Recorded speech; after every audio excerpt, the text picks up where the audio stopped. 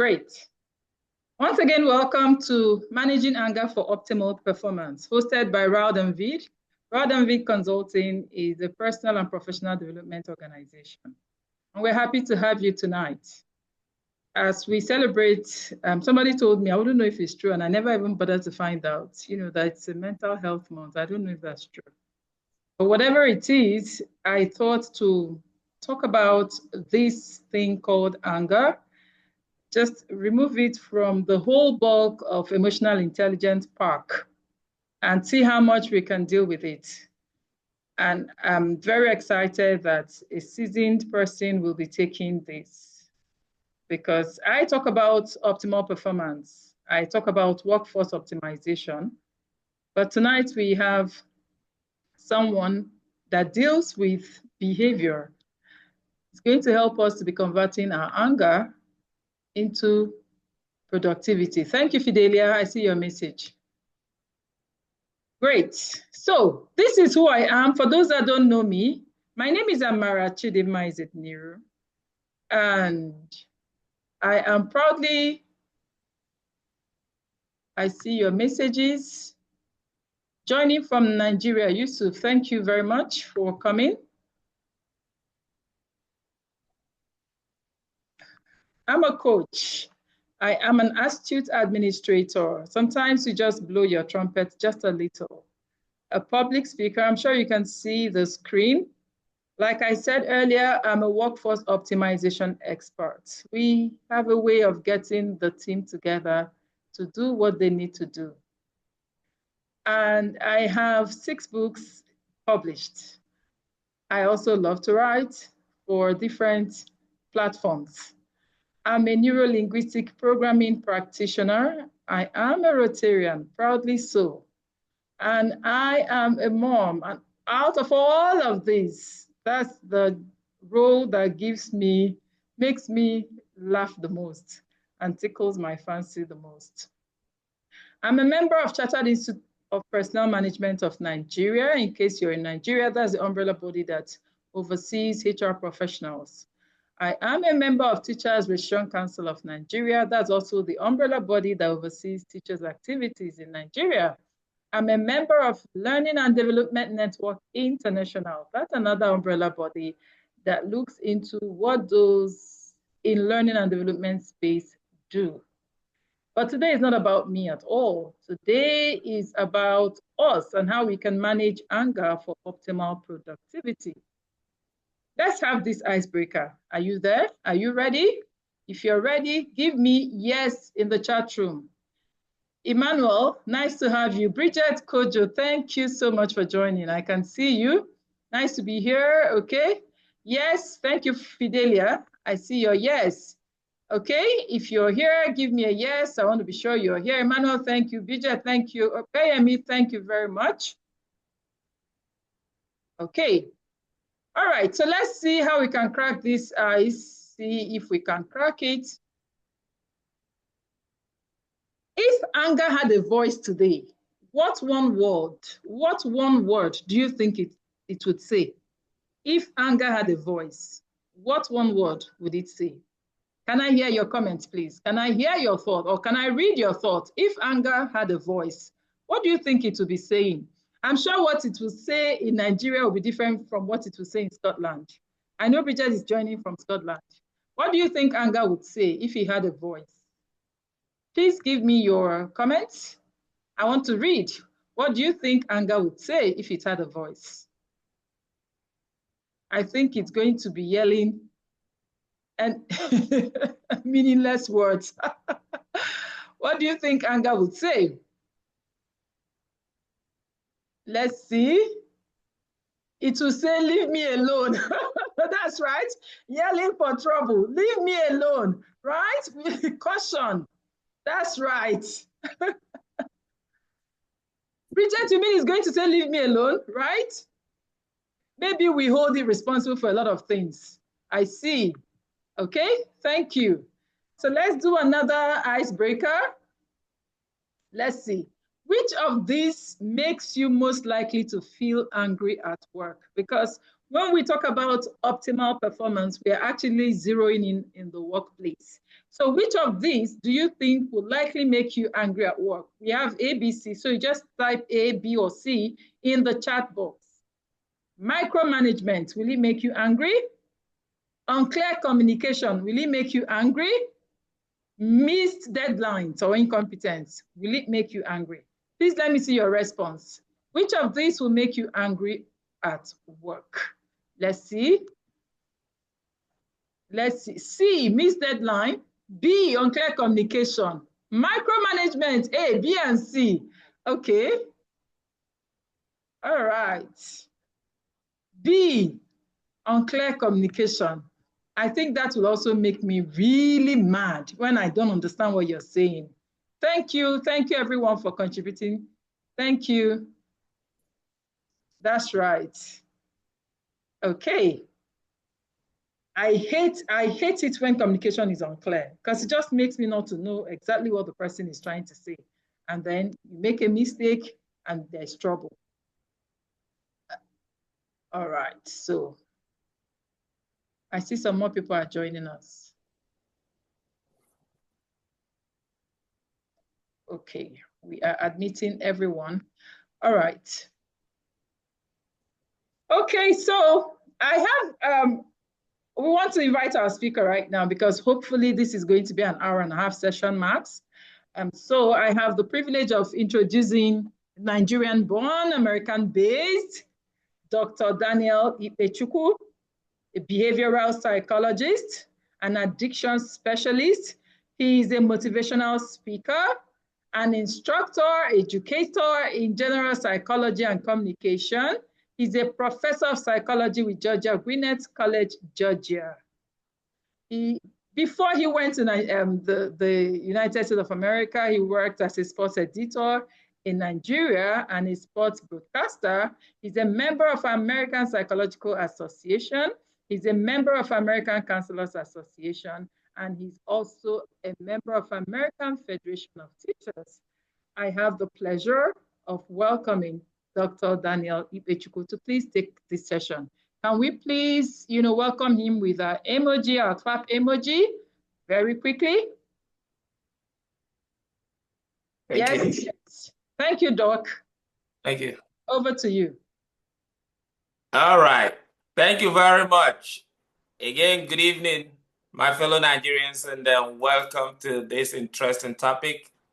I know every time that we talk about anger, somebody asks this question, what is actually making one angry? I want to make sure I clear this before going on. I usually do it with my students, the first day they come in class. I say I speak very fast. You can tell already I've taken off a little bit faster than probably most speakers will. But again, I speak very fast. Stop me and ask me to rephrase what I have said if I'm too fast. Because I want this to be an interactive session. I want us to learn together. And I want us to at least, have some reflections on things we've done in the past and how we can change it going forward. Even though it is true, I want to thank Ms. Ezediniru. Even though it's true, I'm currently based in the US, but again, born and bred in Nigeria, I love just calling myself a Nigerian at all times, irrespective of being an American as well. But again, the Nigeria in me takes more root and prominence in everything that I do. And so again, I welcome each and every one of you. I am not going to be in control of pressing the buttons. So I want to thank Ms. Ezediniru of Rad & Vid Consulting for helping out to package this and put it together. Mine is just going to be very simple to talk, and at some point we will all interact and speak together in this regard. So let's go ahead and look at the learning objectives today. We will be looking at identifying the common anger triggers. We'll be looking at developing practical anger management skills. How do we control anger? We will be also looking at how do we exercise emotional self-control. In other words, If you're able to control yourself, then the system will not be able to control you. So to avoid the system controlling you or anything around you controlling you, you have to exercise some level of self-control. And you will be able to at least have some form of assertive communication skills, be able to say things the way you want them to be understood. And even under pressure, you'll be able to manage anger constructively for peak performance, especially those of us in the workforce. Most times anger can affect positive workforce. So how do we now change those narratives and begin to act them out? All right, next slide. All right, thank you so much. So in your own words, what is anger? Everybody has their own definitions. People can come up and say, hey, I look at anger as an emotion. It's just a way I can express myself when things happen. But let's look at it in totality. What does anger mean? Everybody who says that they're angry has something that actually makes them angry. So if you look at it from the human perspective, you will understand that even before we are born, we were angry, being in our mom's stomach, in that bubble. And you begin to wonder, sometimes we kick from even the stomach, when we're in the stomach, we're kicking, we're doing all sorts of things. If we're not fed from stomach, once a baby is formed, anger starts. And keep in mind that even in the hospital or in the clinic, where you deliver babies, when a baby is being born, at least I've witnessed this being a dad too.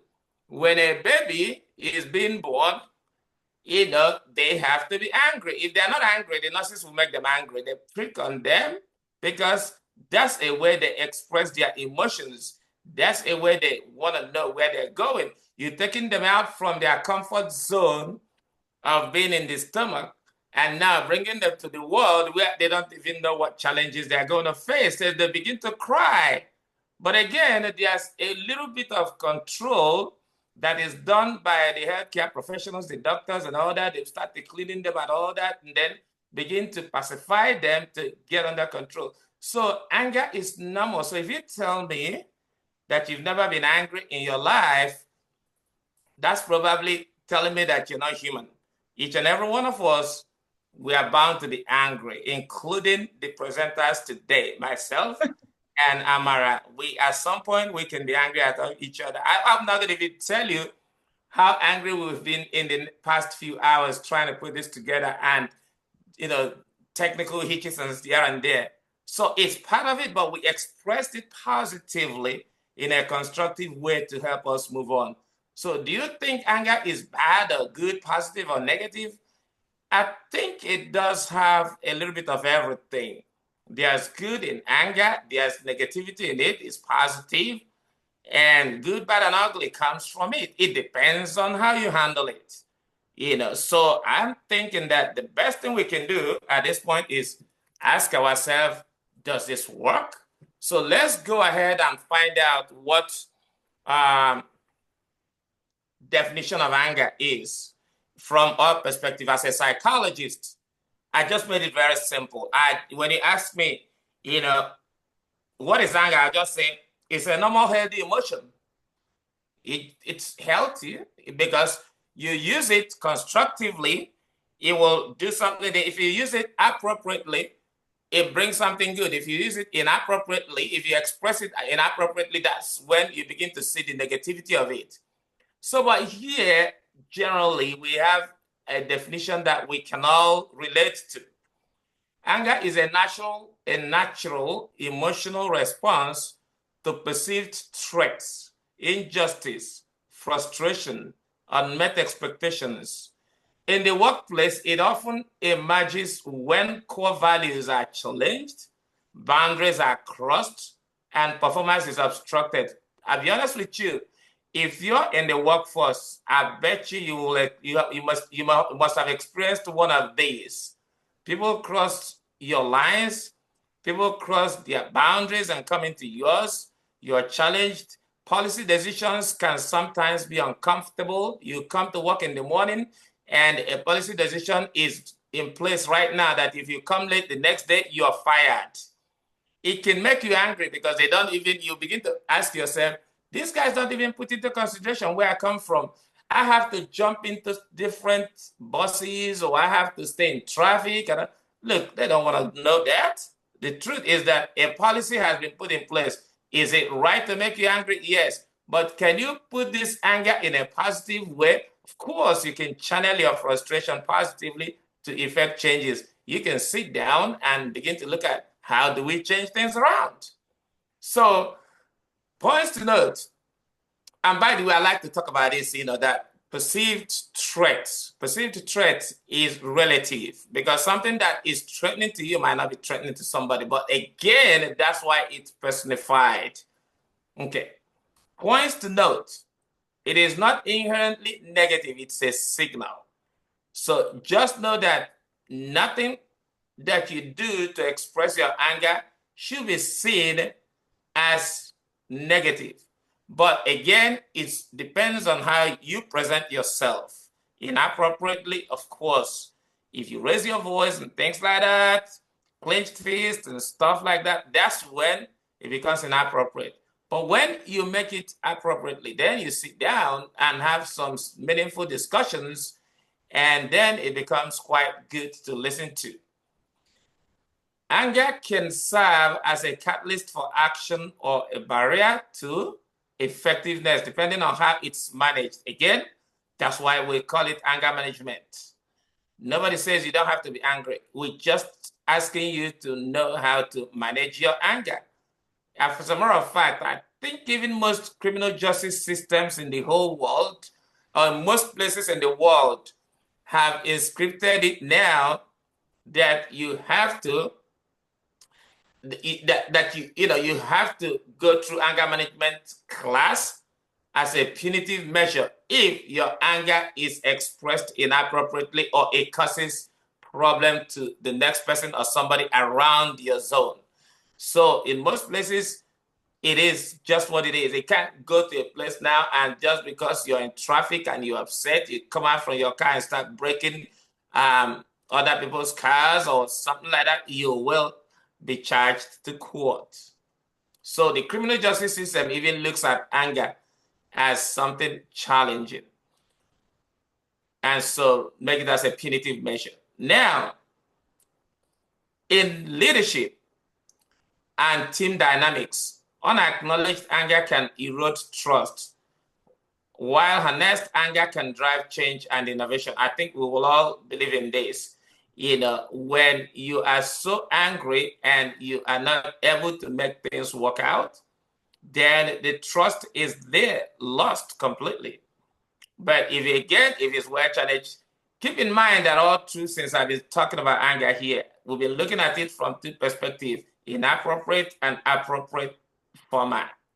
Okay? So because we have most folks who have logged in, still in the workforce, we are going to look at, sorry. All right, my IT person is getting angry. Are we faster than you? Sorry, sir. No, that's what I'm thinking. I thought you just had. Okay. Triggers in the workplace. That's where I am. Triggers in the workplace. Okay, keep going again. Okay, good. Anger triggers could be personal, internal, or environmental, which is external. Now, let's talk about this. If, for instance, you're coming to work in the morning and you already have something that is making you angry at home or has made you angry at home, maybe family responsibilities or anybody at home, and then it is internal. It is just your personal, you're just trying to fight within yourself. But when you come to work and then it becomes environmental and then you bring it to work and already you have a place at work that is making it uncomfortable for you to even address the anger that you have carried from home to work, it's a double jeopardy there. So we do have internal and external.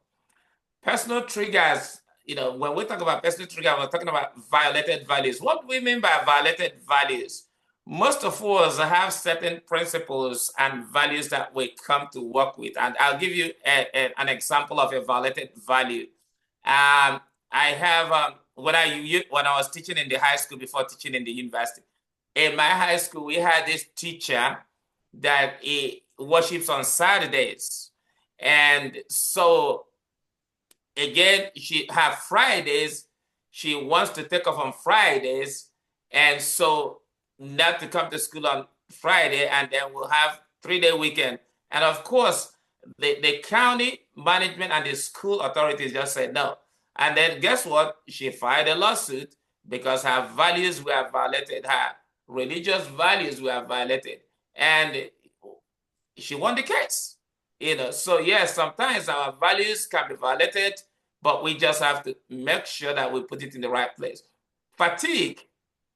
Most times, if we have a job that stresses us or that actually pushes us to exert so much energy, not just mental energy, but physical energy, then we get fatigued. By the time we get home, we are actually tired. Think about it. If you're walking, about, I'll say 100 miles from your home, and then you have to go through the traffic of the day and have to go through the heat and everything. By the time you get back home, you're really tired, fatigued. Excuse me. Insecurity is one thing. I think insecurity has become a very familiar word in Nigeria now. So let me talk about insecurity in the perspective of anger and psychology. Excuse me. And as far as anger and psychology is, when we talk about insecurity, we're talking about personal insecurity. When you go to work and you're not comfortable, you don't know what's going to happen the next minute, you are very insecure about your job because they can wake up tomorrow and get you fired. There's something right now that is actually happening. Technology is taking over the human space. So in a job, somebody just told me, I think it's Amara, that said that, she presented a class whereby, I think it has to do with human resources, whereby most job situations now do not care about level 4, 5, and 6 people because those guys carry files. And so nobody carries files. Everything is now digital. So the computer is helping out to eliminate this particular workforce group of folks, on that level who come into work, carry file from the front desk to Oga to sign and back to Oga and all that. So now you see, because the computer now manages more, so this workforce, so this class of people have become insecure about their job. So that can be also a part of insecurity. What about unrealistic expectations?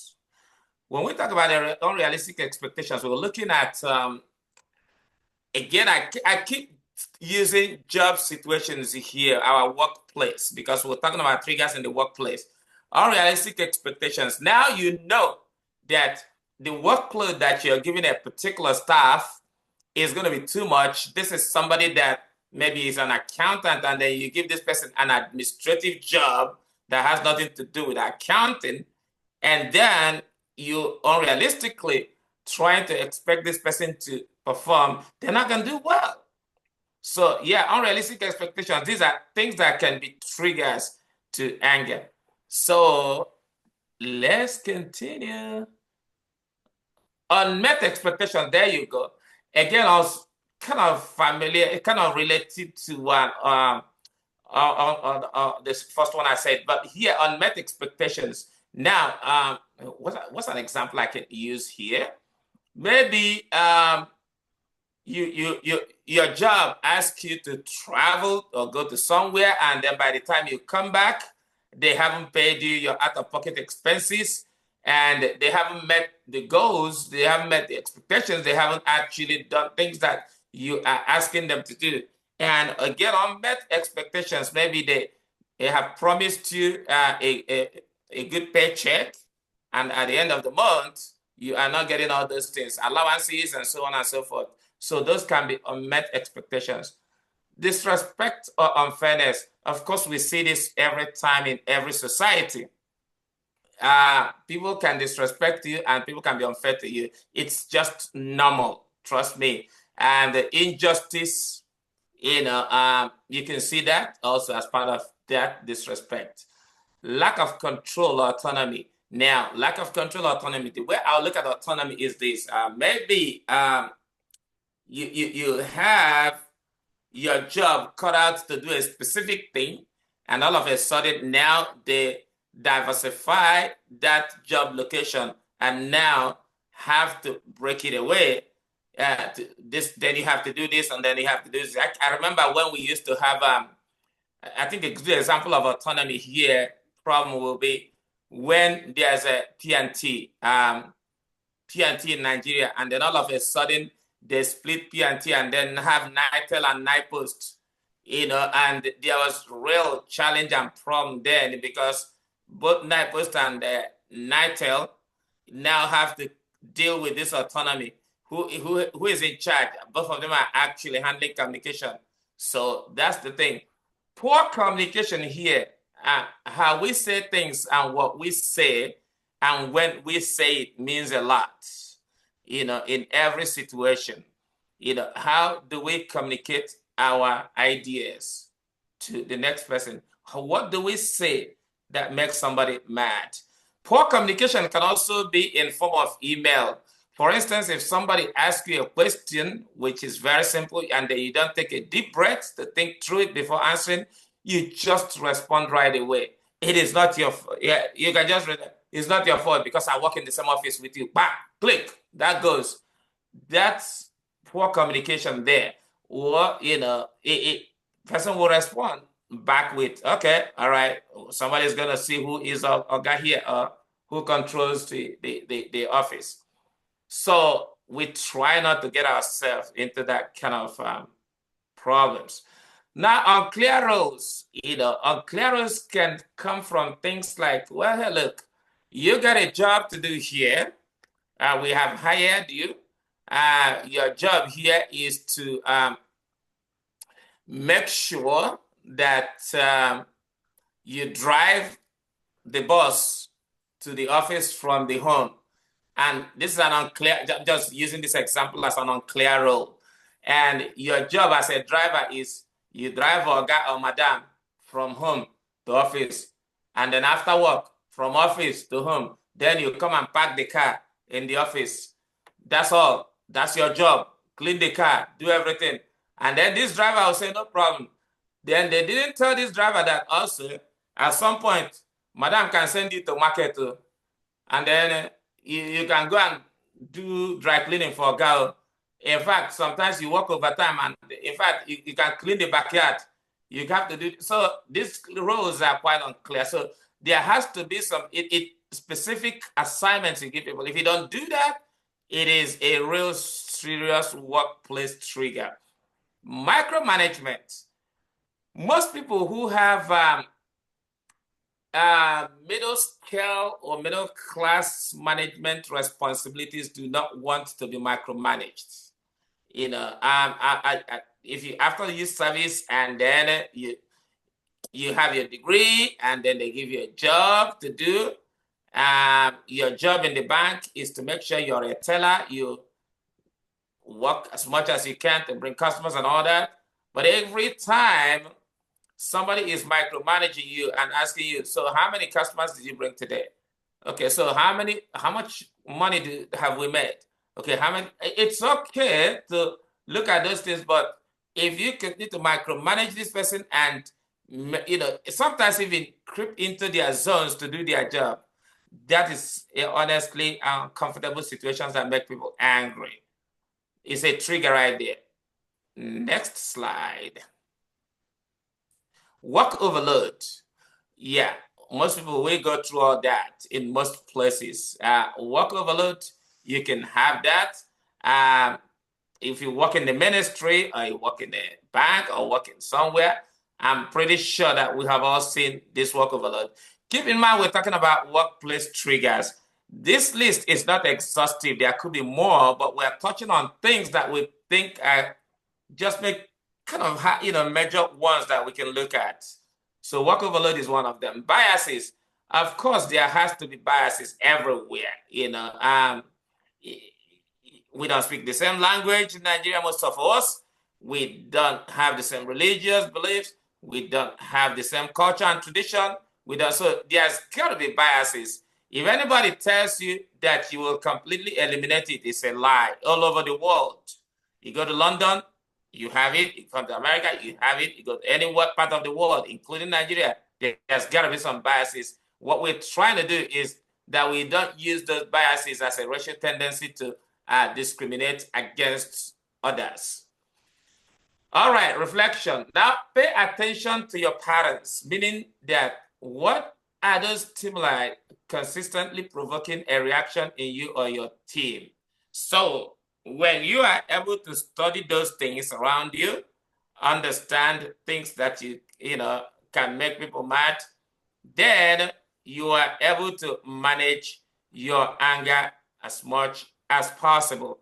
All right. So I was going to talk a little bit more on that, but let's keep going. Yeah, on that stimuli consistently provoke a reaction in you or your team.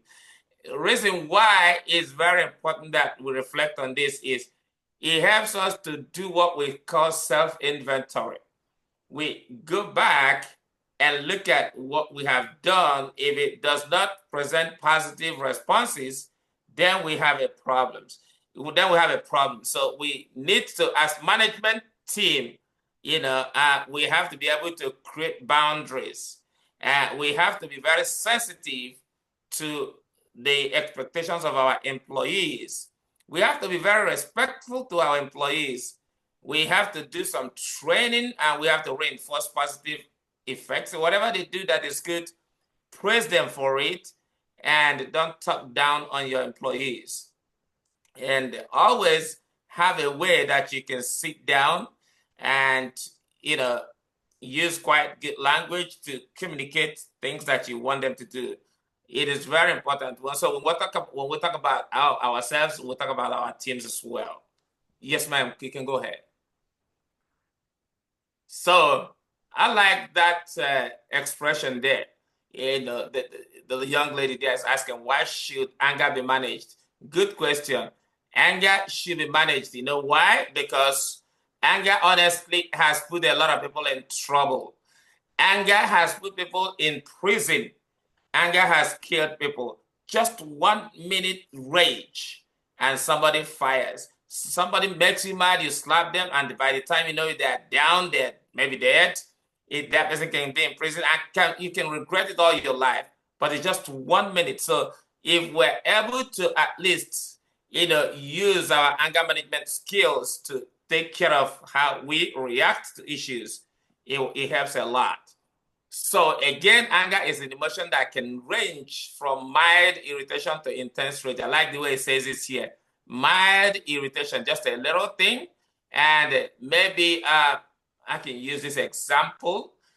Maybe if you're a tennis lover, you like to play tennis, and then, maybe your spouse, after a tennis game, and then you come back home, you just leave your tennis bag, right in the pile or somewhere that is not supposed to be, and take your tennis shoes and just be there.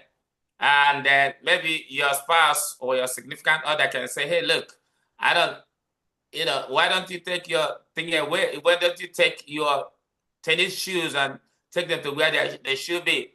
That's mild. And if you handle it at that point, then things will not go out of hand. But when you ignore that, it moves from mild irritation to intense rage. And that, maybe you have a wife that will go upstairs and come back and see the same shoes there. That goes to intense rage. And that's when your name will be called. Hey, come here. You need to go get your shoes off that place. It is smelling. So that's why we should be able to manage our anger. And then when that happens, then the man fires back. You know what? Since you're telling me to do this, I'm not doing it. The shoe has to be there. So you see, you go back and forth.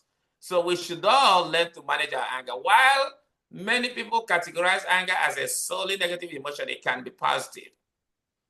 Angry feelings may spur you to stand up for someone, or they may lead you to create social change. Let's look at Martin Luther King as an example here. If he was not angry because of racial discrimination in the 60s or before the 60s in the US, maybe, you know, some of us who are minorities may not be enjoying the privilege we are enjoying, or everybody that does not look white, it will not be comfortable. Or is a minority, maybe from Asia or Hispanic world or Arab world. People will not be comfortable here. And let's come back home.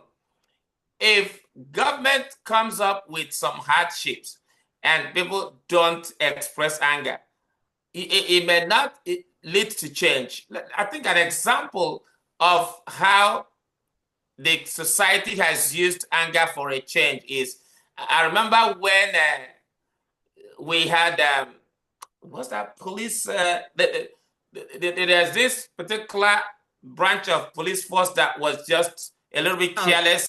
SARS, thank you, and SARS. They were just careless, you know, killing people. There was almost, you know, a nationwide outrage, and people were angry, and so to say, police now had to go back and change a few things to help people now to be safe and comfortable. So your anger may spur up time for you to stand up for something that you believe in and that is right. But here it says, but when left unchecked, angry feelings can lead to aggressive behaviors. So we need to be checking them all the time so that it doesn't lead, because it starts from the brain and begins to act out in the body. You know, so that's why it's very emotional. Angry feelings also may cause you to withdraw from the world and turn your anger inward, which can impact your health and well-being. And here's how that happens. When it happens, it creates a lot of health challenges. That's when we begin to feel intense headache. That's when we begin to feel depression, anxiety, and all sorts of psychological challenges. When you see somebody withdrawing from a social lifestyle or from things they used to enjoy and just want to be by themselves, they are definitely angry. But again, is it a better way to channel it? No. It can in fact impact our health. And that's what more important. And it begins when it impacts our, when it impacts our health, then it begins to affect our serious body organs, your heart, your kidney, your liver, yeah, anything in your body, even the brain, you know. So when that happens, one thing that we need to do first is to think about our health, you know, our mental health. Like, you know, Amara said, this is mental health month. That is true. And our mental health is very important. If you don't take care of your mental health, you might not be able to take care of your physical health, because the brain is the engine of the body. You know, what is constructed up here gets manifested in the physical body. So we need to really, really take care of our brains. So please always check how much angry you will be in certain situations. Anger becomes problematic when it's felt too often or too intensely, and when it's expressed in unhealthy ways. Now, this is just, we're kind of saying the same thing we said before, but in different ways here. And unhealthy ways, which can take a toll physically, mentally, and socially. Socially, that's when you see people, they just come to, you probably have seen this at work. People just come to work, they won't smile any day, they won't take jokes, and if you say something they think is personal, they start fighting. And even sometimes you go to church and the pastor will be preaching, I'm sorry, I'm bringing religion into this, or go to church or mosque. But look, when they begin to say something that you think is affecting you, well, then you begin to get angry. You know, look, it affects us socially in every way, and people don't even have time to smile, you know, but that's something we need to look into. But thank God, Nigeria, we have different ways of handling things. So I'm looking at the time, making sure that I'm not running too fast or too slow. And, that's important, folks. All right, let's go ahead and also look at the next slide, which is unmanaged anger can lead to violence in the workplace. That's absolutely true. That's absolutely true. Let me tell you guys what happened here in about, of course, you'll be seeing it in the news all the time. Thank God it doesn't happen that much in Nigeria. But here, just a young man that his supervisor maybe spoke to, or in a way, maybe cautioning him to come to work early and things like that, just got upset. And the next thing, he started shooting people, killed quite a few people at work. So you see all those kind of things. So it is very important. In our own case in Nigeria, we're still blessed and lucky. We don't see that kind of news all the time. Hopefully we would. All right. What are the behavioral patterns indicative of potential violent acts? Evidence of substance abuse. Yes, while Amara was introducing me, I'm an addictive specialist here. I do have certifications and licenses in addiction problem because here they have a program that looks at addiction as a disease. But also, I'm pretty sure we have it in Nigeria. Addiction is a challenge. Sometimes we think we're just drinking without control. It will affect us seriously if we don't know. It affects the body organs, and now smoking, using drugs and all that. It affects our overall health. Let me say this, and it's very important. Maybe we can pick something from this. With the brain cells, every cell in the body regrows, except the brain cells. So assuming God has given you 5,000 brain cells, this is just a number I'm throwing out, and then you begin to use drugs, you begin to drink alcohol excessively, and then, get into substance abuse lifestyle, it's certainly and definitely true. Research has shown that it will continue to depreciate the brain cells. Alcohol does that. Drugs do that. And when the brain cells are being diminished, and when they come down, they die, they don't regrow. Every other cell in your body, if you cut your hand now, the cells in the body in your hand will regrow. If you cut your feet, cells around that area will regrow. The healing process goes through like that. Biologists can tell that. But the brain, no, it does not. For some reason, again, it's biological, but I'm bringing it into this class because it's very important. It's something that we need to reinforce that message and reiterate that if you lose your brain cells, they're not coming back. Now, what happens if you lose your brain cells and you're left with, maybe you have 5,000 to live in your life, and then all of a sudden, substance has killed 3,000, and you're now left with 2,000. Guess what happens? Every brain problems comes into play. Dementia, all of memory loss, and so on and so forth. They begin to, and if your brain, which is the main engine room of your body, begins to be affected, then there's a big problem because it will spiral down physiologically. So that's why the substance abuse part of this is important. Now, emotional outbursts or threatening statements, belligerent behaviors. Again, I hear people tell me that's just the tone, that's my voice, that's my tone. We have to, but as people who are in the workforce, when I was teaching in the high school, I used to tell my students, you got bedroom voice, you got classroom voice, you got church voice, you got voice for every situation. You got bus stop voice, and you got work office environment voice. You cannot use the same voice that you use in the house outside. And so you gotta be able to know how to interchange between all these. Don't be belligerent. Everything is not about outbursts. And people raise their voice and they're upset. It is not right. What about attendance problems, especially at work? It's also a potential violent act. That indicates it there. Decreased productivity. When people are upset and not able to manage themselves, look at that photo. That illustration is true there. She is very upset and probably going to break that computer. And so it will slow productivity, it will affect productivity. When we are upset and we don't manage it well, or when we are angry, it will deteriorate in terms of performance.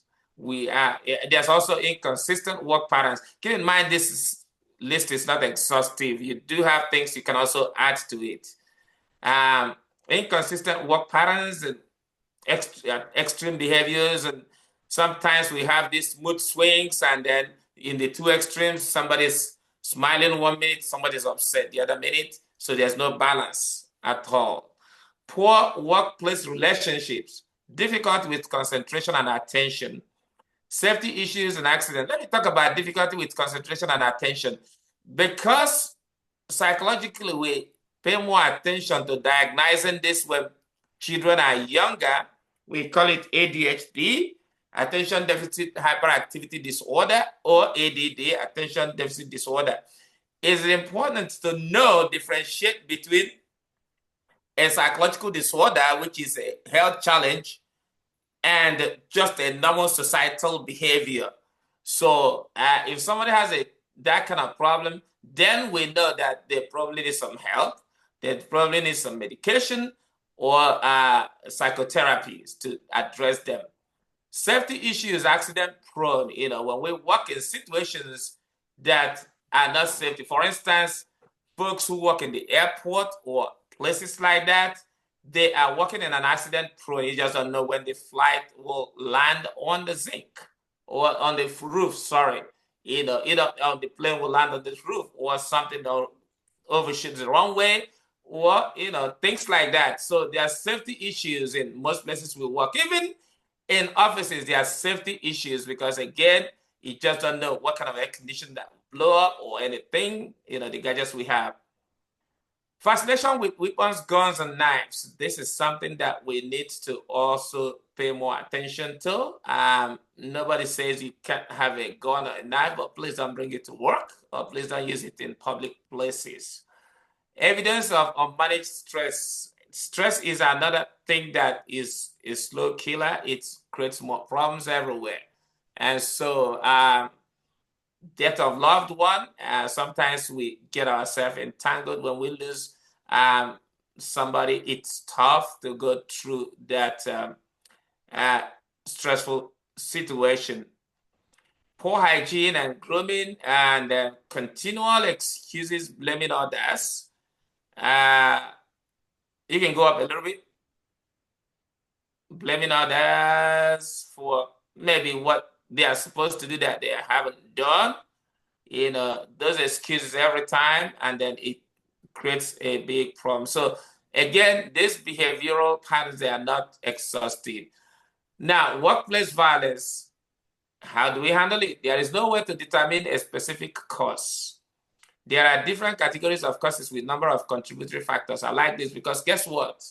We can't determine that because you work in central bank that there's not going to be workplace violence. There's too much money. There's too much comfort. The AC runs 24/7 and all that. Who says that? Someone can get upset.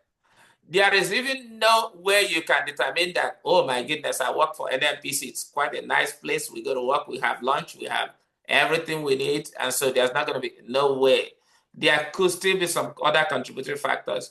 The general categories are the following: work-related causes and personal causes. So there could be something that is personal to you. And guess what? There could be an undiagnosed mental health challenge that somebody is going through, because we don't know, because they haven't gone, and we just say, that's how he says, that's how he talks. It may not be true. There could be something that hasn't been diagnosed. Work-related cause, robbery is the #1 cause of violence in the workplace. And these usually come from the outside workplace. You know why I'm laughing at this one? Excuse me. I was having a discussion with you, Amara, and then robbery can be relative again. There's pen robbery, there's armed robbery. When you look at robbery, it comes in different categories. So every time we talk about robbery, just think that, because those guys just stay on the road and fire their guns. And no, you got more robberies in the offices than on the roads, probably, I can say. And it does cause violence. And that's when people begin to react and say, well, hey, look, you've stolen all the money, we're going to come after you. So yes, in the workplace, you see that. And thanks also, you know what I'm talking about, Bridget. That is true. Terrorism or hate crimes, again, sad that in today's Nigeria, terrorism has become a familiar word. And then it's sad to also say that it's still not able to be controlled. Hate crimes, we don't see that much in Nigeria because we haven't embraced a whole lot of the Western ideology in terms of hate crimes. I don't know how we are mixed in the group, so I'm going to be a little bit more careful to choose my words when it comes to hate crimes. What we call hate crimes in America is different from what may be hate crimes in Nigeria. Here in the U.S., now that we're going into this, thing about gay, lesbian thing, hate crime has come up so bad. And for me, apologies to anyone I offend, but look, I love my wife and love my children, period. And my wife, woman, period. So, and anyone can choose what they want. So I'm being very careful on that responsibility. But it doesn't happen that much in Nigeria because, again, culturally, we haven't gotten so much into it. So, but that's how hate crimes comes into play here. It shouldn't come into there. It shouldn't be a big deal there. So, okay, fear of losing a job. Thanks, Bridget. Fear of losing a job or loss of a job. Did you skip a slide? Which one? Okay, terrorism. What's the next one? This one, personal causes. Thank you very much. Thank you, Amara. And let me see if that can come up. Yeah, fear of losing a job and loss of a job, same thing.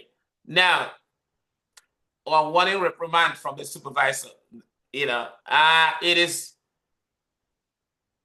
important that we know the space we find ourselves in terms of our job responsibilities and know what is expected of us, especially the first time that we're hired, so that we don't get into this fear of losing our job. If we do our job right, we shouldn't have that fear, irrespective of the fact that sometimes the system may not be right, but we just have to keep doing our best and keep praying that something changes one day.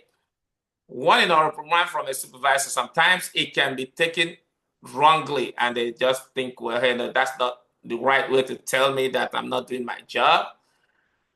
Not receiving expected promotion or raise. Yeah, you can't work as a structural engineer for 5 years without promotion. You get upset. That's probably when you try to, cut corners in the building, and then buildings will start falling because nobody gives you promotion. Or I just use that as an example. It could still be applicable to other work areas. Acts or words viewed as unfair, threatening, or hostile. Yeah, we have to know what to say, how to say them, and package those words very well. And I try to tell my students in the university when I teach, I say, if you have to ask me a question in the class, you're more than free to just say it the way you want. You don't have to sanitize your questions, but if you have to think so hard to, ask your questions, that means you need sanitization of those words that you want to say. More than likely, they're not going to come out right. So unresolved hostility or conflict with coworkers, that's another thing. We just have to find a way to harmonize things and work well.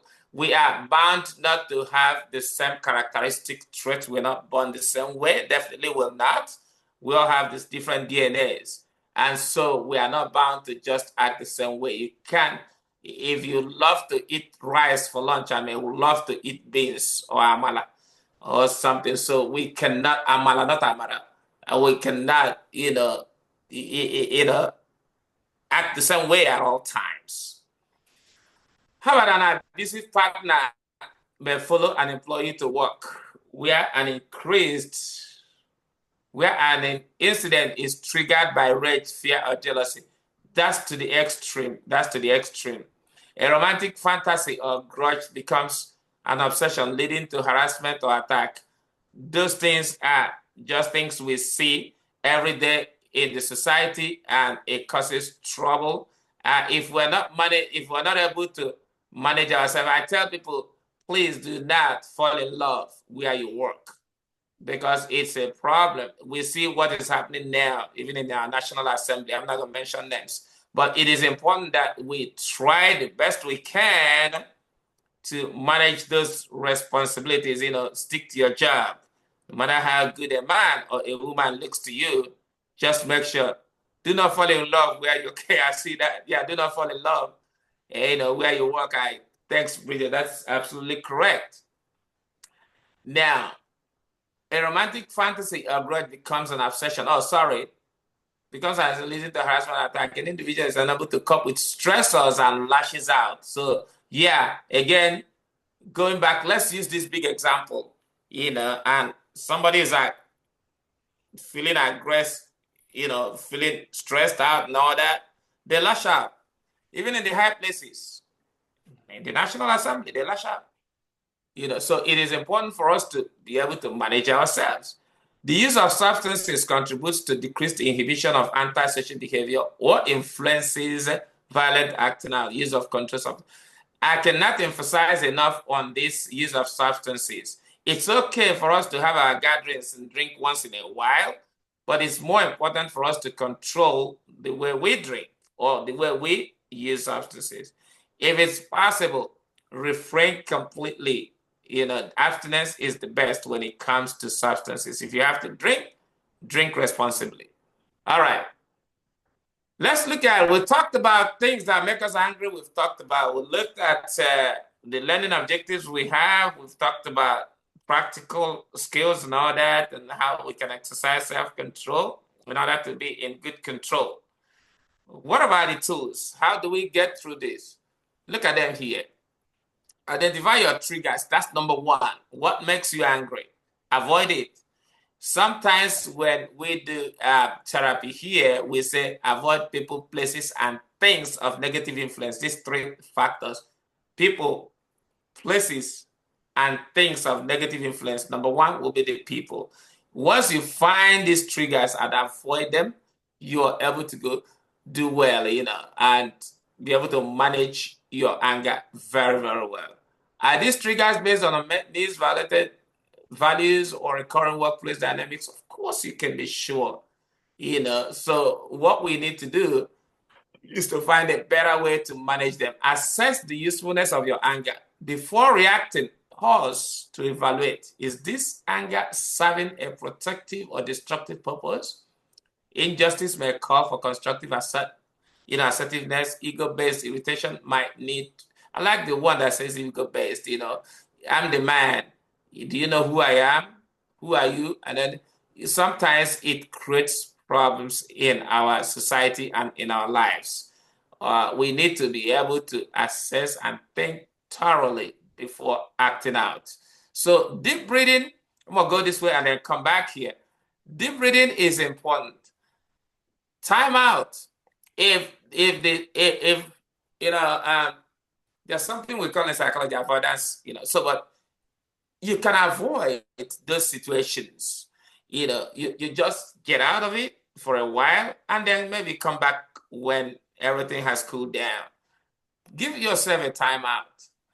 You find solutions. Think about it. If a problem creeps up, find a solution on it. Like Apple,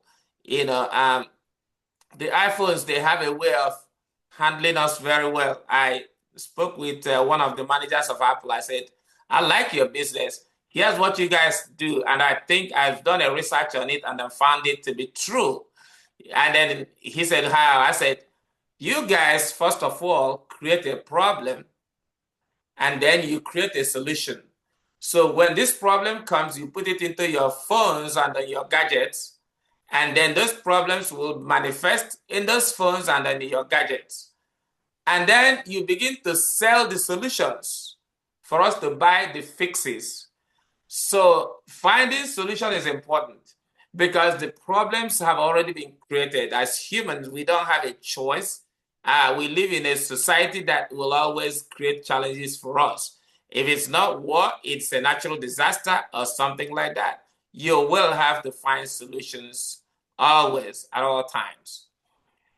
Change of scenery, again, change of scenery might mean different things for different people. It can mean japa, it can mean a lot. So, but it does have a lot of things, that it can mean to people. Exercise, do some exercise, run, think before you speak. Humor, I like to watch. I don't know if they still do it. They say a night of 1,000 laughs and all that. And then, comedy. Nigeria is great when it comes to comedy. Visit this comedy club, laugh, smile, joke with people, have fun. It's healthy, very, very healthy. When you move out and speak with people, joke. Thanks, Bridget. That's absolutely true. Joke, laugh once in a while. Don't be too stone-faced. Count to 10 before you react. Talk about the issue gently. Counseling might be very important. Even though I'm always told that counseling and therapy is not part of our system or our society in Nigeria, I don't think so. I don't believe that. It is just because we haven't actually sought that. If we begin to seek counseling, we will get. Then music. I love music. I play, I'm in the jazz family, so I love when I'm driving, I play jazz sometimes in my office. And sometimes, I just want to relax my students. I play jazz too, including Felado. Punching bag. Punching bag, it may relieve stress, but just be careful so you don't hurt yourself. Now, tune into your warning signs, meaning think about it. What does it mean? Notice physical and mental cues, tight fist, rapid heartbeats, and then text to Chukume, rapid heartbeat, racing thoughts, or mental, tunnel vision. You just have to be able to, when you have clenched fist and then bite your finger, that, it could be a warning sign. And, you begin to think about it and see how you can manage it. Create distance from the trigger. Take a strategic pause. It is important that we call it a strategic pause. It's not a pause that ordinarily you will want to do, but strategically you're doing this because you know how much it will produce good results to you. So it's kind of re-strategizing. Whether it's short break, a walk, temporary leaving a heated conversation, space can help restore clarity and choice. And by the time you come back to it, now you can have a totally different view. Now the clouds will be clear, and then you see a different thing, from what you saw before. Verbalize with a trusted listener. Listening skill is very important in our lives. We just have to imbibe those virtues of listening skills. We have to listen a little bit more. Discussing your experience with someone objective can shift your state and help you access more empowering interpretations. Choose listeners who regulate, not inflame. Sometimes I tell my friends that, when I come into an argument, I like to come with a superior argument based on maybe research, because since I'm in the academia, I love research a lot. Based on research and based on studies that have proven to be true. Evidence-based techniques help me to understand what I'm talking about and kind of stress myself more. All right, channel your energy physically. Use movement, exercise, stretching, or a brisk walk to direct the surge of adrenaline into a healthy physical frame. Nothing can be said to be truer than the physical energy. I mean, it's very important. All of us should have something that helps us. Again, the mental energy is there. I'm going to use myself as an example. I like Scrabble.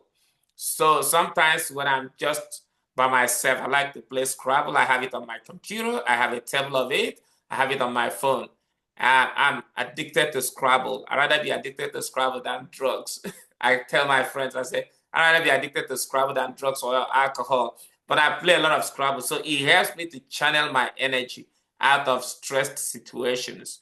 I ride a bike. I play tennis as well. So I'm pretty sure that you will find some things that can help you to redirect your energy.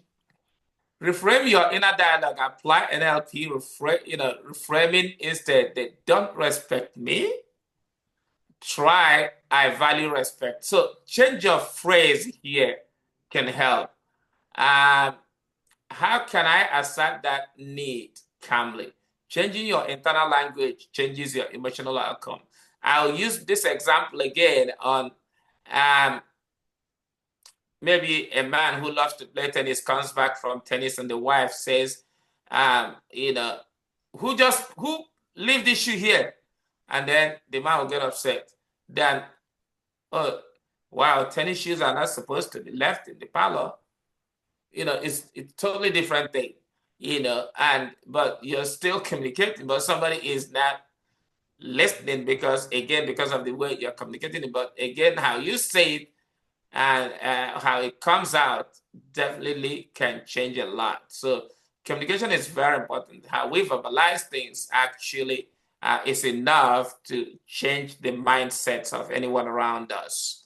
Engage in a hobby, redirecting your focus on something constructive. Redirection diffuses emotional tension. Definitely true. We talked about relaxation, very important.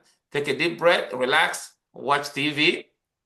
Again, I'm a tennis enthusiast, so I'm looking forward to French Open. I like to watch tennis all the time. You'll be shocked that because I love tennis, I'm not teaching this summer because I like to just relax and watch tennis. It helps me, and I'm pretty sure. Oh, yeah. What is the meaning of NLP? Amara, let's come in here. Neuro-linguistic programming. Thank you. See, that is outside my hobby.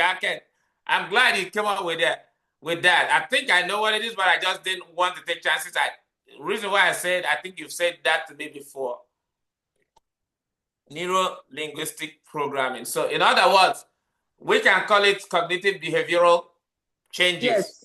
Yes. Okay. How you change the brain settings and then so that they can manifest in the behavior. Absolutely. Same thing. So thank you so much for that. Engage in purposeful distraction, interrupt ruminative loops by switching tasks, engaging in a hobby, or redirecting. Yeah, we talked about that. And relaxation. Relaxation is very important. Very, very important. Uncover the emotion behind the anger. Often anger masks deeper feelings. It does.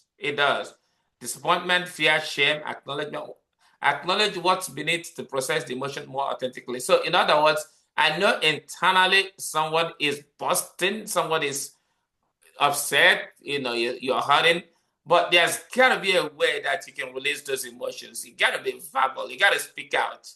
It is very dangerous to stay around somebody that does not speak out, because you just don't know. If they bottle their anger, if it busts, there's a problem. So you want to have somebody that will always speak up and say, here's how I feel. Here's what I think we need to do.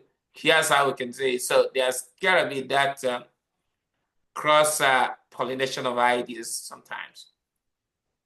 Okay, uncover the emotion behind the anger. We talked about that. Create a personal calm kit. I like this one because calm kit, again, is relative. It can mean anything to anybody. How do I create my own emotional calm kit? Equip yourself with a go-to toolkit, calming sense visuals, and thanks for that neuro-linguistic programming again. Thanks a lot. And how do I create my own calm kit? Again, I gave myself as an example. My calm kit is my Scrabble, my bicycle, and my tennis. They help me. They are like my calm kit. I know how to do that. When I'm stressed out with a lot of grade work to do for my students, or if I have a lot of patients to see, and then I'm tired seeing patients, I'll just go ahead and say, you know what, let me go take a break and ride my bike, or play my Scrabble. It just stimulates me. All right. Note: avoid suppressing your anger. Again, I'm pretty sure we're taking notes on this. getting to the underlying cause of your anger is much more effective than suppressing your anger. Please do not suppress. Don't internalize your feelings. Speak out. Say your mind. No matter how it comes, say your mind. It can be tough sometimes, but just find better ways to verbalize it. Though it can be tempting to try to minimize an undesirable emotion, you are likely to cause even more stress by denying your anger altogether. Yes, because again, it causes health challenge. Again, like I said, let's look at our mental health challenges. It's very important. All right. I'm just going to look at assertive communication without aggression, communication style. Very important. I think where I'm going to stay here is aggression and assertion.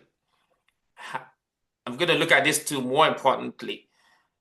It's either you're aggressive or assertive.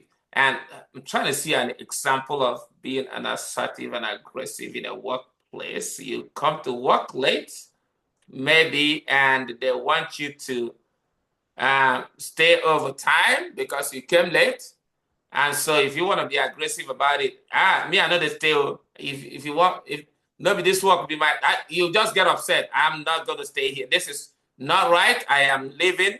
If you don't want it, nobody signed me to work overtime. That's aggressive. Assertive will be, okay, well, it's not in my job responsibilities. I've looked at my job responsibilities. To be still overtime is not part of it. I didn't sign for this. So I'm not going to do it. I'm so sorry. Leave it at that. You are assertive. And then you go home. I don't know if there's a good example, but I'm just giving that example. But the assertiveness here means you are still saying what you need to be saying, what needs to be said in a responsible and respectful manner. But you're not living. We all know this. We're not going to go into this elementary diagnosis of aggressive and assertiveness in communication styles, but they're very important. I'm going to leave this passive-aggressive on this one. Keep going, because passive-aggressive sometimes can be a little bit confusing. All right, let's go to, this is Amara's style of telling us assertive communication without aggression. She calls it DSC script. Very important. What's the DSC? Yeah, quite creative of you, Amara. Thanks so much for that. Describe the situation or behavior objectively when meetings start late or run over. Again, just like assertive communication, describe the situation objectively when meetings start late or run over. Don't raise your voice. Don't fight over it, but say it the way it should be said. Express how it affects you or how you feel. It disrupts my workflow and increases stress. You've made your point. You're not fighting with anybody, but you make that one sentence and it should be across board. Specify what you need or would prefer. I'd appreciate if we could start or end on time. Yeah, please. Maybe I add please to it. Please, I'll appreciate if we start and end on time.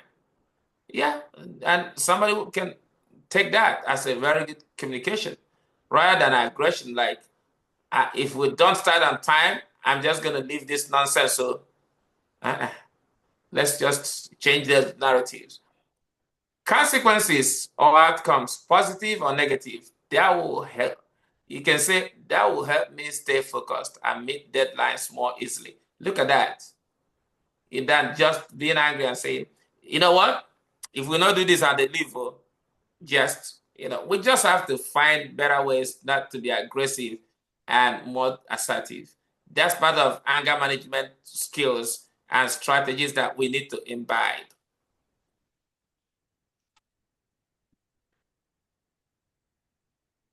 Thank you. All right. Channeling anger for peak performance. Anger, energy, use it, don't lose it. When channeled with intention, anger becomes a driver of excellence, resilience, and innovation. All right, we're getting to the end. Identify the message behind emotion. Anger often signals a violated value or unmet expectation. I think we're just kind of rephrasing what we said before. So at this point, we are going to throw it open and I'm going to leave it to Amara. But I want to thank you before we go to the question, comments, and contribution side of it. I want to thank you all for being a wonderful audience. Amara, go ahead now and take it from here. Thanks a lot. Thank you so much, Dr. Dan. Thank you. Like, I'm very grateful for this. Very, very insightful, very thorough, and you captured every sphere as far as workplace is concerned. As far as the workplace is concerned, I've seen a lot of damage anger does to productivity.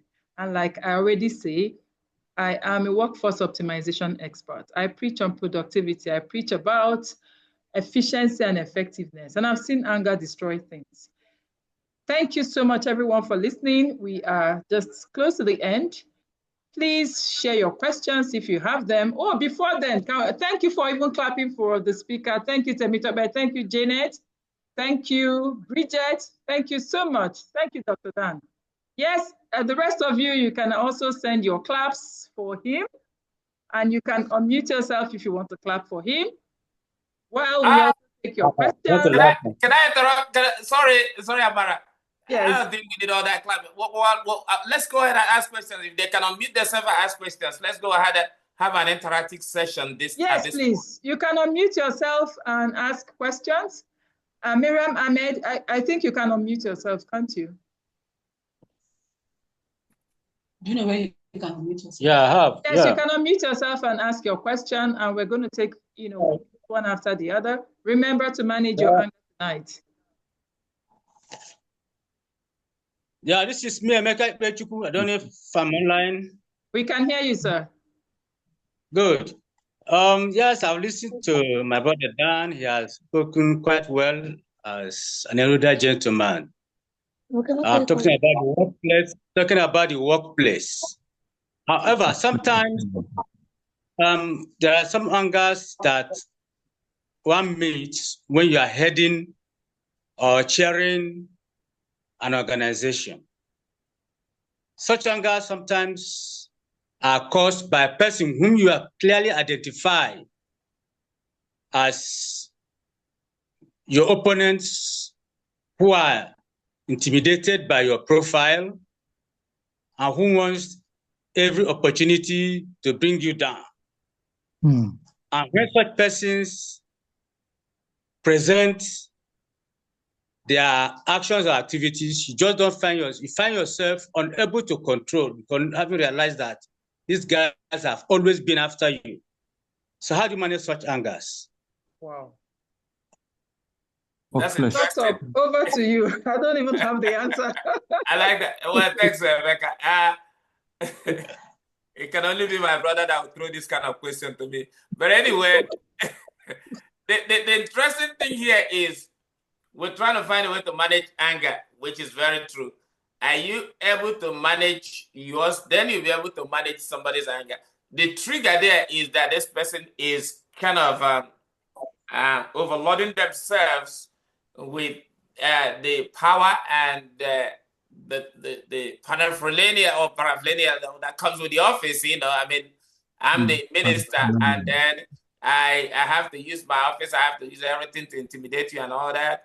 And of course, you're angry. But again, also, in a normal situation, that's why I said, but in a normal situation, your communication to those folks will even help them gently enough to understand that you're angry and that what they're doing is wrong. Again, no matter how bad the system may be, I'm pretty sure that at some point it clicks in their head that this is not the right thing to do. Are you going to stop? No, continue that way. So you reinforce that message over and over. Sir, I don't like the way you lord yourself over us. I understand that you have every right to be the minister, the director, or the chairman. But also, we do also have our own rights too. So you gotta be able to find how, the best way to help us manage. And that's where the management responsibility comes into play. Yeah, thanks so much for that. It can be tough, though. It can be challenging. But again, you can manage your emotions by managing somebody's emotions without actually getting into their brain. Yeah. Thank you so much. Next question. Thank you.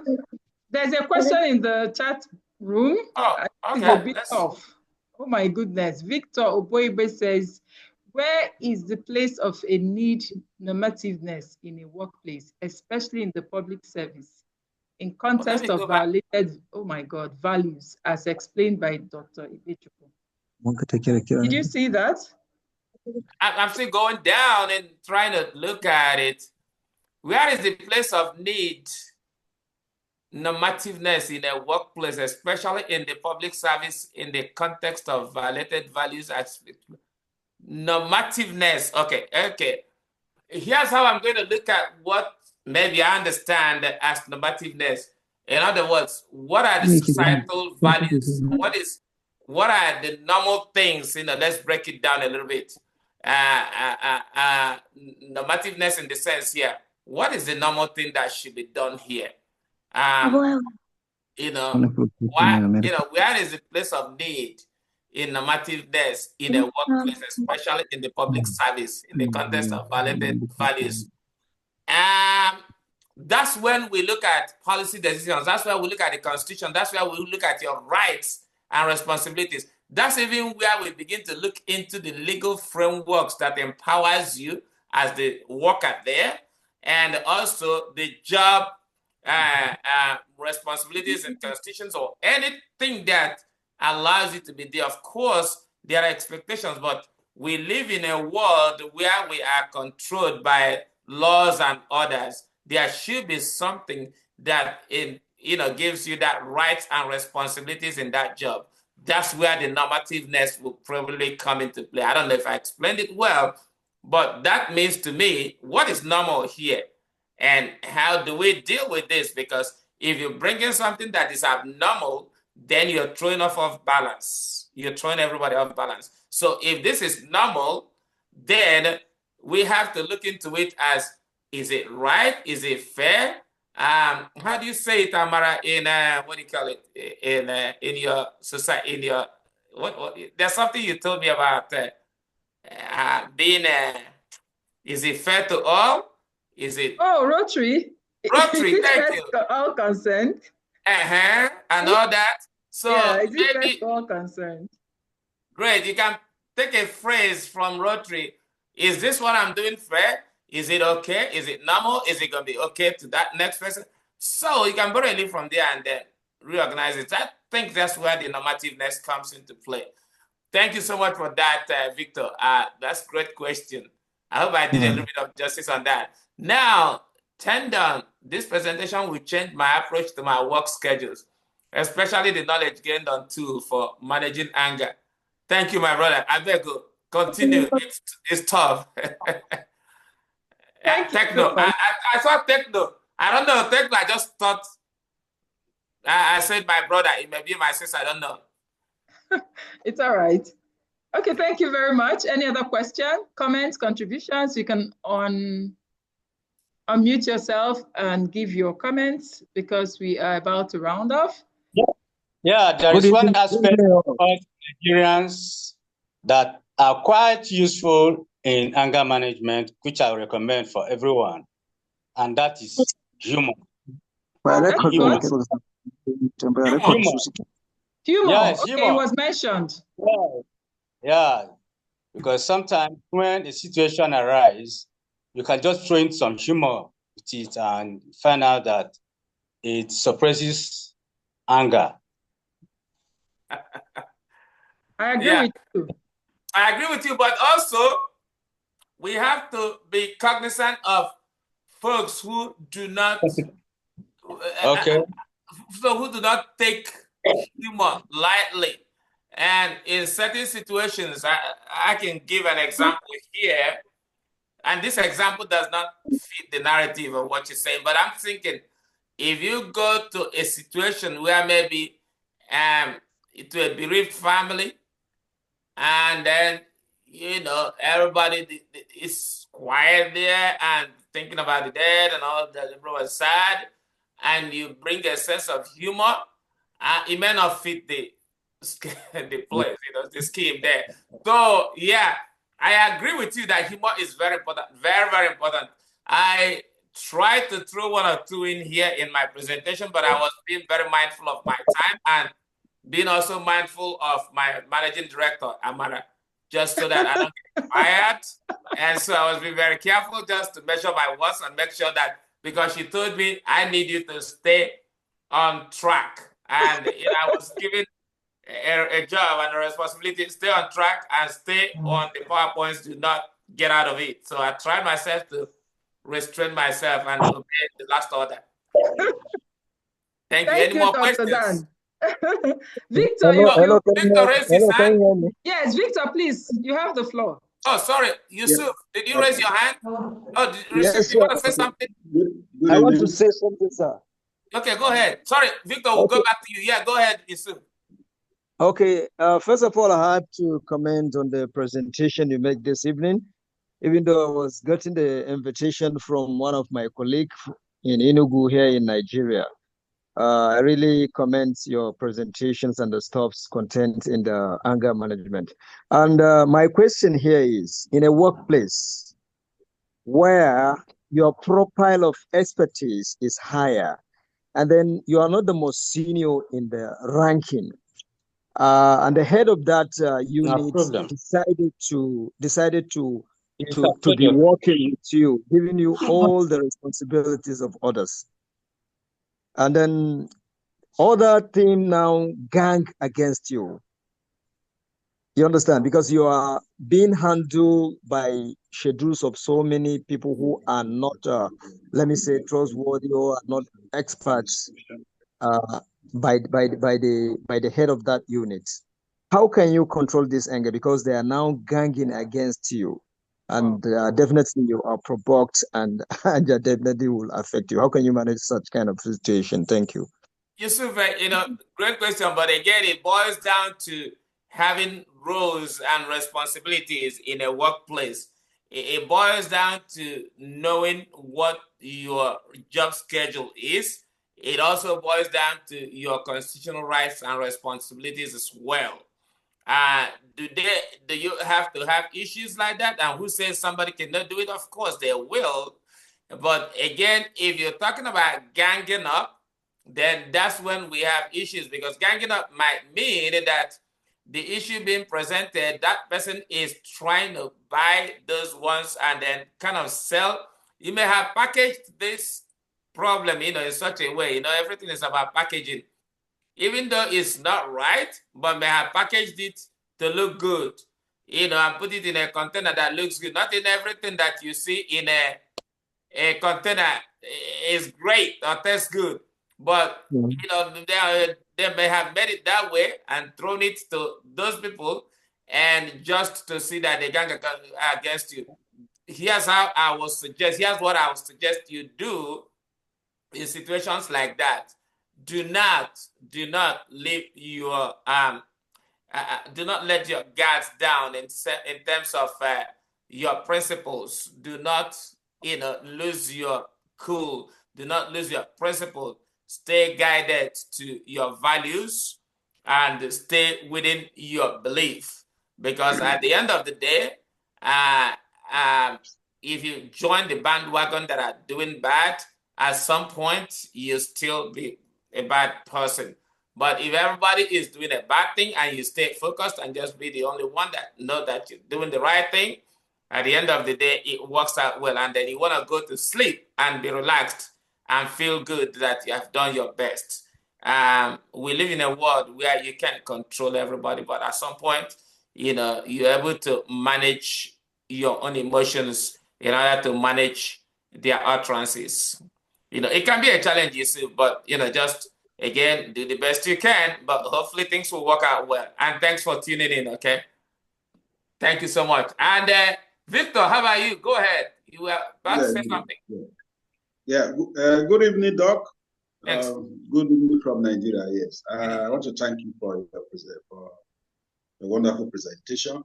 I just want to throw more light on the question I typed in an attempt to try to get my message across. I omitted some words that have made it more expressive. What I was trying to ask is that the reality of diversity of team members requires that we have defined standard norms for behavior. So I just asked for behavior within the organization or team. I asked that question because you talked about personal validated values. Now, moderating personal, avoiding violating personal values may mean giving latitude to personal idiosyncrasies. So that was why I asked, what will be the place of the need for norms within the organization to ensure cohesion and coordination of effort towards a specified direction, in this case, maybe objective. That is why what I'm trying to find out. So let me, I have a second, now that I have the opportunity, can I quickly? Oh yeah, go ahead. Go ahead. Question? Yes, I want to find out, we talked about, you talked about appropriate expression of emotion. I want to know what will be the right barometer to measure what is an appropriate level of emotional expression, considering the classification of McGregor X classification, which requires a leader for purpose of supervision to be forceful, in getting these X-oriented workers to move in the direction that has overall benefit for both the workers and the organization. All right. I'm going to sum it up this way. I'm going to sum it up this way, Victor. Here's both the first question and the second question. I will put it in a very small basket here that is called corporate culture. That's right. Every organization has what is called corporate culture. I remember when I was a journalist in Nigeria, I was a sports reporter, and the newspaper that I was writing at, I became the editor. And when I was the editor, I was called into a meeting. And that meeting was where they advised me on the corporate culture of the newspaper. Here's what we believe in. Here's how you have to represent us. And here's what we are. Every organization has vision and mission, and that is encapsulated in the corporate culture of that organization. So even the inappropriate and appropriate communication, all of them are gauged by the corporate culture, so to say. So whether the management steps outside the corporate culture is something to be talked about differently. But for sure, if we all stay within that corporate culture, I'm pretty sure that most organization ministries in Nigeria do have kind of corporate culture. This is what we do here. This is how we operate here. I'm pretty sure that National Population Commission and Central Bank or Diamond Bank do not have the same corporate culture. Definitely not. And I'm sure that Ministry of Information or Ministry of Agriculture, they do not have the same corporate culture. Definitely not. So if we stay within that corporate culture, and it will help in terms of handling the challenges of diversity or difference of opinions or perspectives. I believe corporate culture will be just the big phrase there that I will use. Amara, what do you think? Thank you very much, Dr. Dan. I totally concur. In addition to corporate culture, we would have like an ethics committee or disciplinary committee or some way of channeling your displeasure with whoever it is that's causing you pain in the workplace. When we talk about anger management, the whole idea is do not vent your anger because we may not tell the end of that. You just want to raise your hand and hit, and that hit may be a burial ceremony All right. So if the corporate culture of the organization is being violated, because the corporate culture is supposed to protect your personal values, okay?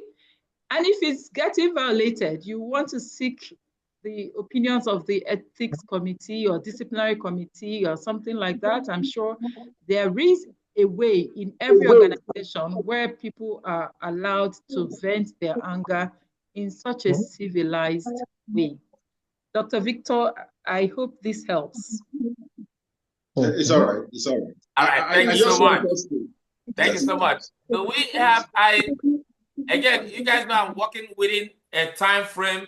My CEO is actually sitting at me. She has already brought out the... Doc, I have question, Doc. I have question. Okay, two more questions and we go. Don't worry, Doc. We're supposed to close at 9. Okay, all right. Okay. Nigerian time. Okay, all right. That's fine with me. Go ahead. Go ahead, Bridget. Okay, my question is, how do you handle bias? Not Bridget. Is that you, Sue? Okay, well, Bridget is already talking. Oh, okay. Somebody's background is a little bit noisy. Okay, I can hear. Now I can hear. Go ahead. Okay, how do you handle bias? And first of all, thank you so much for that awesome presentation. Honestly, I learned a lot, and it's very expository and timely. Thank you for that. My pleasure. So how do you handle bias and a situation where people or someone disregard your values? Like, how do you handle such situations? All over the world, prejudice, bias, racism, and institutional injustice. These are big topics, trust me, every part of the world. Bias will be there. And you can have bias in Nigeria because you're just a very prominent, progressive, outspoken woman. And you will have challenges from some men. In Scotland. Bridget is in Scotland. Oh, are you in Scotland? Okay, all right. So even in Scotland too, oh yeah, if you're in Scotland, then you can understand bias definitely, because again, also, you don't look like everybody. And in Scotland, Scotland is a very small place like that, and so everybody knows everybody. Like they say in the US, every neighbor knows every neighbor. So bias will be there because, again, your language, your accent is not the same, and prejudice will be there because, again, also, people are not quite educated as to who you are, or quite informed as to who you are. Definitely that will be there. I had a presentation a long time ago where I spoke. That was like almost 10 years ago, and they asked me here in Atlanta, what do I think? And they put me on the spot, and I happened to be the minority there, just a black guy, and everybody was there, just about 400 people in the room that don't look like me. And the question was that, have you ever been discriminated against? Do you think racism is real here? And of course, I felt that they were trying to put me on the spot. Guess what? I was bold enough to say, yes, it's real. And I'm not expecting it to change. What I'm expecting to change is people who have been exposed when it comes to racism in terms of education. There are 3 things that can change the mindset of anybody who has bias or prejudice or racism in their blood. 3 things can help to change them. Education is one. When somebody is educated and enlightened, then they have a better worldview, like my brother Becca would say. Secondly, religion is one. Their spirituality. Muslim, Christian, Buddhist, all of them. If you go to the core principles of every religion, it has acceptability of the next person that doesn't even look like you. Treat this as you treat yourself and stuff like that. So they have just common core values. Third thing is traveling, moving around. I'm pretty sure somebody who has moved around, it will be a little bit more exposed in terms of, and when I say moving around, it doesn't mean just leaving Nigeria. you can still be a little more exposed leaving just your village to live in Abuja, or leaving your village to live in Lagos, or even leaving Lagos to live in Abuja. You will still be more exposed, or leaving Abuja to go and live in Enugu or Kaduna or Benin. You know, that's all part of exposure. If you're able to move around and interact with people, it does help. So these three big factors definitely will help to mitigate bias. Am I saying that it will completely erase it? I'm not too sure that we can completely erase bias, prejudice, racism, tribalism, ethnicity, all those things. No, it cannot be completely taken off the table, because some people will still be what is managed by these three factors: education, traveling, and religion. I don't know if that kind of makes sense, Bridget. Can I add that? Yes, it does. Okay. Yeah, Bridget, Thank you. they also want to, some people honestly do not know what is happening to them. Okay, so you want to call the person's attention to it. Are you sure you're not being biased about this? And that's where the DESC script will come in. You need to describe exactly what the situation is. Okay, and then you need to express how it affects you. Okay, so every time you say that my hair is thick, I feel that you are discriminating against me.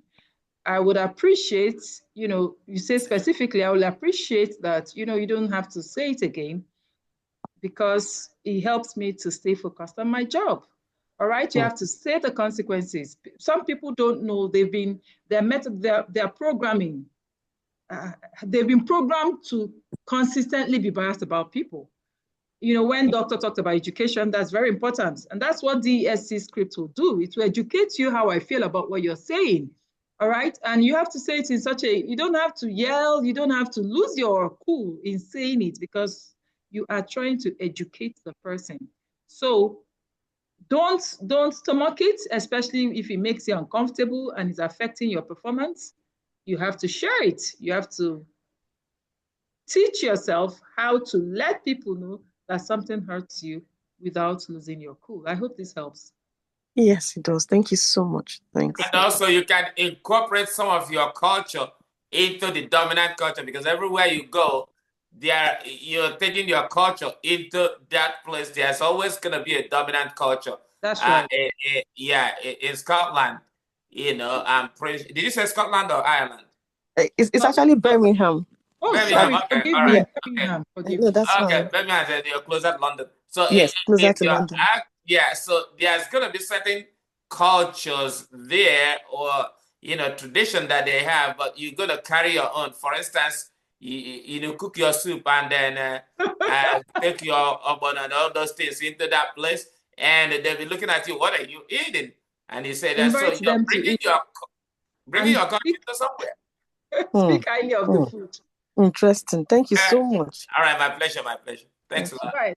Thank you again. Any more questions? We have 6 minutes to go. It's been such a pleasure interacting with this house tonight. I want to thank you, Dr. Dan. I'm not sure I can thank you enough. I can't believe that you let out all the secrets we talked about privately. Next time I'll be telling you stuff. Sorry. In conclusion, don't worry, I'm not upset. We're managing our anger, right?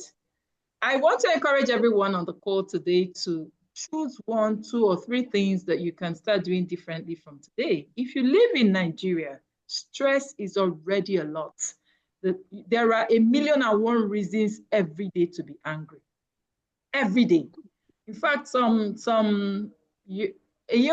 months ago, this man drove James Bond around me, and I lost my anger. I started chasing him. Ask me what I was going to do. I was driving rough. I wanted to hit his car, whatever. And there was another car who saw what was happening. That one also was fast, caught up with me, say, "Madam, do you want to kill yourself? Madam, do you want to kill yourself? That man may be drunk. Madam, do you want?" That was all I kept hearing. "Madam, do you want to kill yourself?"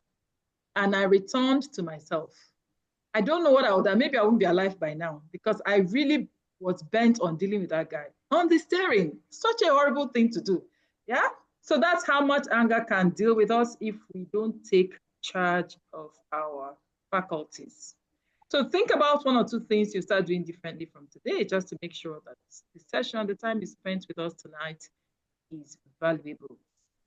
In the absence of any question, again, I thank you, Dr. Dan, and I thank everyone that joined this call tonight. We will have another session, maybe next month or in 2 months' time, I don't know. But when we do, please let your friends join. Thank you very much. Please, can we get the material of this presentation? Okay, I put my number there. If you send your email address, maybe I should put my email address there, then we can send it to you. If you send me your email address, I'm typing my email address. If you send it, I will share it with you. Yep. All right. I hope you've seen the email address and the phone number. So if we send a request, I will send it to you. All right. Anything else? Thank you again. The number is not showing now. I thought it is. I'm going to type it again. Is the email address showing? Okay, 0803-787-23. Can you get it? 97. 0803-787-2397. Yes. If you send a message, you will get a response. Or you can send an email to the email address and then you get a response. Thank you very much and have a lovely evening. Thank you. Thank you all and good night. Thank Good night, you. everyone. Nice night. Thank you.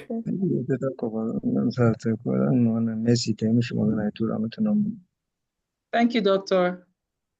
Thank you. Good night, all. Good night. Thank you. Thank you. I want to go out now. Yeah, you can go. Thank you very much. Thank you. Thank you. Thank you very much, ma'am. You're welcome. Thank you. Thank you. Thank you, Doctor. Thank you, Ms. Amara. Thank you. Thank you. You are welcome. All right, I'm going to be ending the call any moment from now. Thank you so much for coming. I'll see you again in our next session. Bye. Bye-bye.